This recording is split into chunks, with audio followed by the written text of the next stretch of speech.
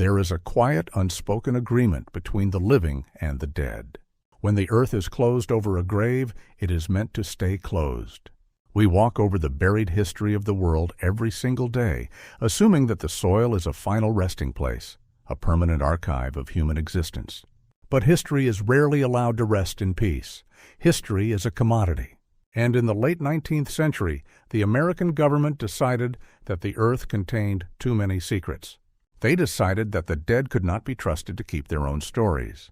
If you were to search the deepest, most restricted archival vaults in Washington, D.C., today, beneath the public museums and the brightly lit exhibition halls, you would find miles of climate-controlled storage.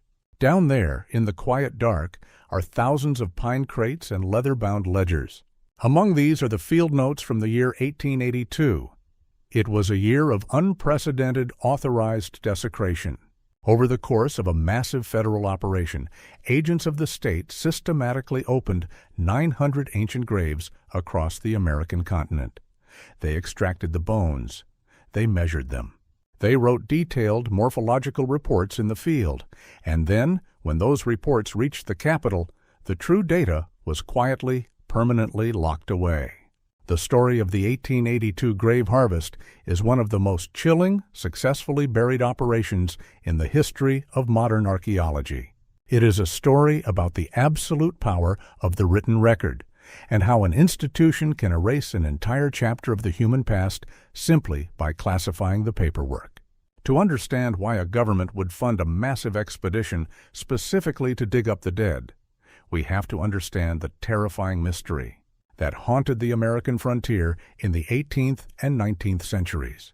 As the early pioneers and settlers pushed westward over the Appalachian Mountains, they stepped into the dense, ancient forests of the Ohio and Mississippi River valleys. They were looking for empty, virgin land. Instead, they found a landscape that had been profoundly, impossibly engineered. Scattered across the American heartland were tens of thousands of massive earthworks.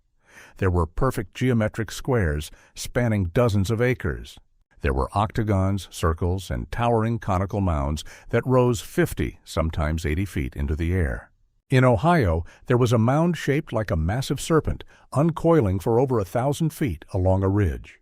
In Illinois, there was a stepped pyramid of earth whose base was larger than the Great Pyramid of Giza. The early settlers were completely baffled. The sheer volume of earth that had been moved required an organized, centralized society of immense size and capability. It required engineering, mathematics, and a deep understanding of astronomy, as many of the earthworks aligned perfectly with the lunar and solar cycles. But it was what lay inside the earthworks that truly captivated and often terrified the new Americans. As farmers began to clear the forests and plow the fields, their iron blades struck bone. As towns began to dig foundations for new banks and courthouses, they broke through the ancient soil and collapsed into massive burial vaults. The Midwestern earth was absolutely packed with the dead. From the 1840s through the 1870s, the local newspapers of the frontier were filled with bizarre, unsettling reports. A farmer in Indiana would uncover a grave containing a skeleton with proportions that defied standard anatomy. A town in Ohio would excavate a burial mound and find a skull with abnormal thickness or a jawbone of unusual width. Accounts of skeletons buried in heavy copper armor or laid to rest with intricately carved stone pipes and plates of glimmering mica were published almost weekly. The local legends grew wild. Theories flourished. Who were the mound builders? Some claimed they were a lost tribe of Israel. Some claimed they were an ancient race that had been wiped out in a forgotten cataclysm. The newspapers sensationalized every discovery, printing stories of ancient giants and lost civilizations. But to the federal government, growing in power and influence in Washington, D.C., these local legends were not just unscientific. They were a political problem. The late 19th century was the era of manifest destiny. The United States was in the brutal process of conquering the continent, laying down miles of iron railroad tracks and pushing the indigenous populations onto remote reservations. The official narrative of the nation required a simple, straightforward history. The government needed to establish that the American continent was largely a primitive wilderness before the arrival of Europeans. The existence of massive, geometrically perfect cities and anomalous burials scattered across the heartland was a profound friction against this narrative. If a complex, highly advanced civilization had existed in America thousands of years ago, it complicated the story of progress. It suggested that empires could rise and fall in the Americas just as they did in the Old World. More importantly, the wild, undocumented nature of the local excavations was an insult to the new, rigid religion of the era, institutional science. The government realized that they could not control the past as long as local farmers and amateur historians were the ones digging it up. The past needed to be standardized. The past needed to be managed. In 1881, the United States Congress took a highly unusual step. They allocated a massive sum of $5,000, a fortune at the Ahon, time specifically for the exploration and documentation of the mounds. They handed this budget to the newly formed Bureau of Ethnology, a branch of the Smithsonian Institution. The mandate was clear, though never spoken in such blunt terms. The Bureau was to go into the heartland, take control of the RC, excavations, gather the bones, and settle the mound builder question once and for all. They were to replace the chaos of local discovery with the cold, undeniable authority of federal science. To execute this mission, the Bureau created a specialized unit known as the Division of Mound Exploration. In the spring of 1882, the director of this division, a meticulous and unyielding man named Cyrus Thomas, dispatched a small army of field agents into the Midwest. These were not farmers looking for curiosities. These were men employed by the state, armed with shovels, pickaxes, and heavily bound, standardized ledgers. They were given specific instructions on how to locate the mounds, how to breach them, and how to record what they found. The scale of the 1882 operation was staggering. It was not an archaeological dig in the modern sense where a single site is painstakingly brushed away over a decade. It was a rapid, highly organized extraction. It was a harvest. Over the course of the expedition, the field agents breached over 2,000 massive earthworks. And within those earthworks, they located and opened 900 specific untouched graves. We must try to imagine the physical reality of this campaign. Imagine the deep, humid summers of the Ohio Valley in 1882. Teams of hired laborers, sweating through heavy canvas shirts, driving iron spades into mounds that had stood undisturbed for thousands of years. Imagine the sound of the earth giving way, the sudden hollow echo as a shovel breaches a subterranean burial vault made of heavy timber and layered stone. The field agents stood at the edge of the pits with their notebooks open. As the skeletons were exposed to the 19th century light, the agents went to work.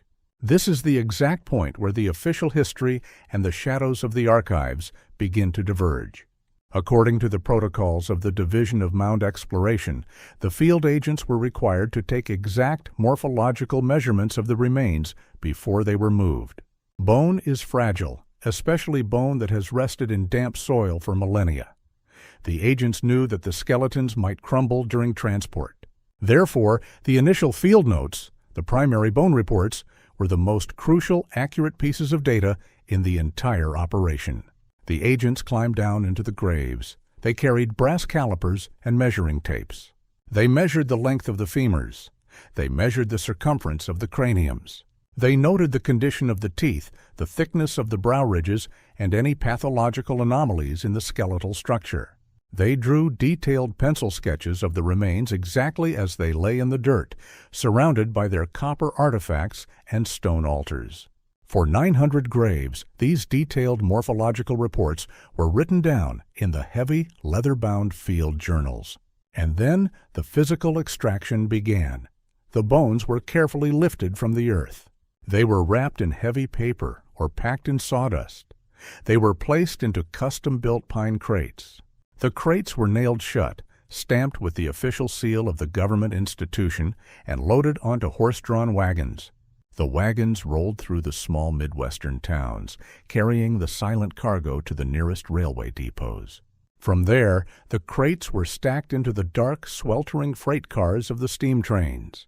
For months, a steady stream of human remains rolled eastward across the iron tracks, destined for the massive red brick castle of the Smithsonian Institution in Washington, D.C.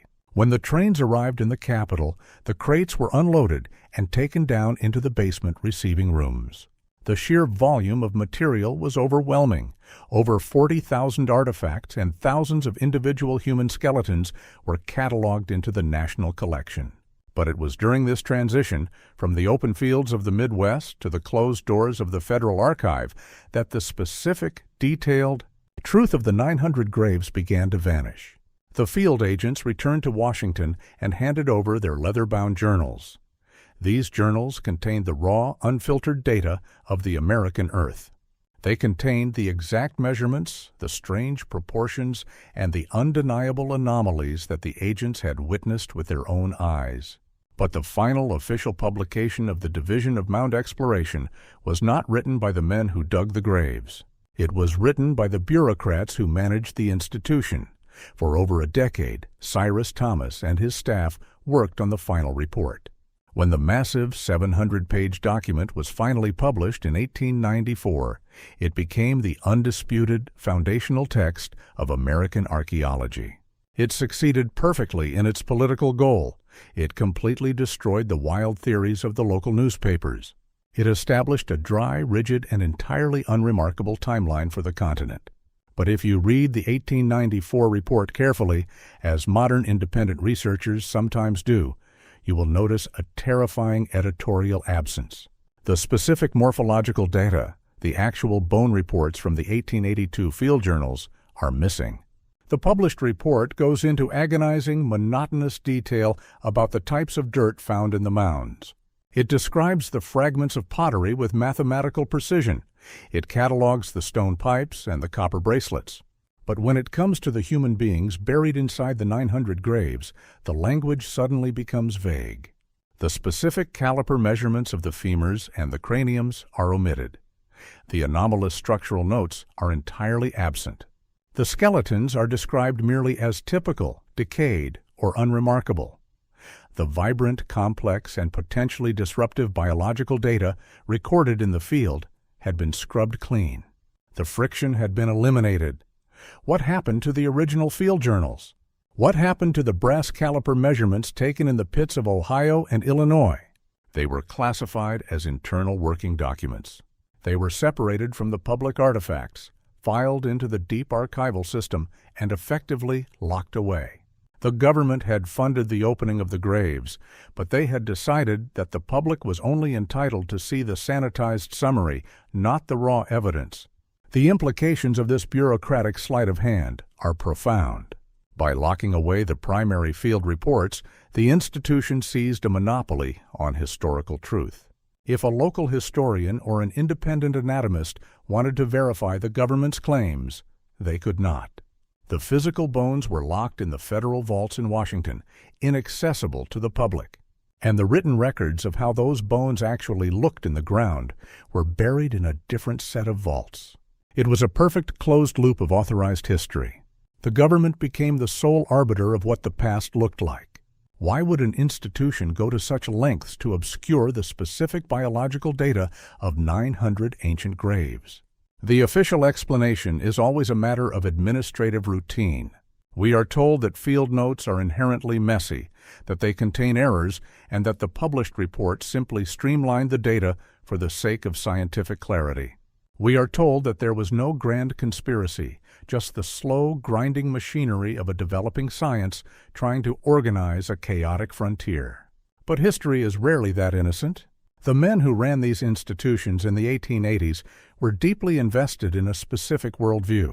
They believed in a linear, predictable progression of human civilization. They believed that they were the pinnacle of that progression. If the bone reports from the 1882 excavations contained data that contradicted their theories, if they contained evidence of anomalous human migrations, of unusual physical stature, or of a biological diversity that did not fit neatly into their predetermined categories, that data was a threat. In the late 19th century, science was often used as a tool of empire. The government was actively engaged in a legal and physical war over the ownership of the continent. A complex, highly anomalous ancient history could generate sympathy, curiosity, or legal complications that the state simply did not want to deal with. It was far easier to dig up the evidence, declare it unremarkable, and bury the specific details in the archives where no one would ever look for them again. The true tragedy of the 1882 grave harvest is not just the desecration of the dead. It is the theft of their legacy. The people who built the great mounds of the American heartland left no written language that we can easily decipher. Their history was entirely physical. Their story was written in the geometry of the earth and the biology of their bones. When they laid their leaders, their warriors, and their families into those massive timber vaults, they were trusting the earth to preserve their memory. The federal expedition of 1882 broke that trust. They extracted the physical bodies, dissolving the sacred context of the burials. They transported the remains into the alien environment of a museum basement. And then they stripped away the unique biological identities of the dead, reducing them to vague, generalized footnotes in a government report. For over a century, the bones from the 900 graves have rested in the dark. In recent decades, shifting laws and repatriation acts have forced museums to begin the slow, complicated process of returning certain remains to indigenous tribes. But the vast majority of the data from the early, chaotic days of the 1882 expedition remains a tangled, inaccessible web. The original field journals, with their faded pencil sketches and precise measurements, still exist somewhere in the miles of archival shelving. They sit in their acid-free folders, holding the secrets of the 900 graves in silent suspension. Every now and then, a persistent researcher will file the necessary requests, navigate the labyrinth of institutional permissions, and manage to get a glimpse of an old 1880s ledger. They will read the cursive handwriting of a field agent standing in an open pit in 1882. They will see a measurement that makes them pause. They will see a description of a skull that does not match the official narrative, but it is only a glimpse. The overarching truth of what was actually pulled from the American earth during that massive harvest remains securely guarded by the weight of time and bureaucracy. It forces us to reevaluate our relationship with the historical record. We tend to believe that history is a process of continual discovery. We believe that as time moves forward, we naturally uncover more of the past, shedding light on the dark corners of the ancient world.